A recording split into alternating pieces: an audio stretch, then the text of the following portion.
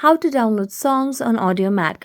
Hello everyone, welcome to this channel. I'm Emily and I'm here to help you out today. So without any delay, let's get started. Now to download the songs on Audiomack, all you have to do is launch the Audiomack application. Make sure that you're logged into your account.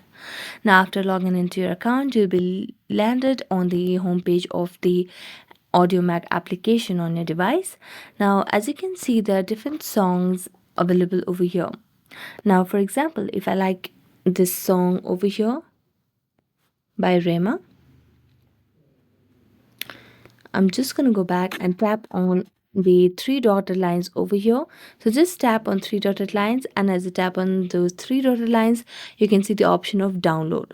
So just tap on that and then go to downloads, tap on enable and give the access to the local files as well. And it is downloading right now. You just have to wait until it gets downloaded, and here it has been downloaded. So thank you so much for watching this video. If you enjoyed watching this video, don't forget to like, subscribe and hit the bell notification for more updates. That's it for today. See you next time.